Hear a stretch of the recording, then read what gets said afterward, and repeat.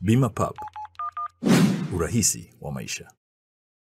Chama cha Demokrasia na Maendeleo Chadema kinapenda kutaarifu umma kuwa mapema leo tarehe 19 mwezi Aprili mwaka 2025 viongozi wakuu wa chama wamekutana na uongozi wa Jeshi la Magereza na kufahamishwa rasmi kuwa Mheshimiwa Tundu Lissu amehamishwa katika gereza la Ukonga. Kufuatia taarifa hiyo, familia, wanachama wa Chadema na Watanzania wote waliokuwa na wasiwasi kuhusu mahali alipo Mheshimiwa Lissu wanataarifiwa kuwa kwa sasa wanaweza kutembelea kwa kufuata taratibu za kawaida za kumuona mahabusu katika gereza hilo. Makamu mwenyekiti wa chama bara, Mheshimiwa John Heche, anatarajiwa kufika gereza la Ukonga leo kwa ajili ya kumuona Mheshimiwa Tundu Lissu, kuzungumza naye kuhusiana na hali yake. Imetolewa leo Jumamosi Aprili 19 mwaka 2025. Brenda Rupia, mkurugenzi wa mawasiliano na uenezi. Grace Kuni, Global TV.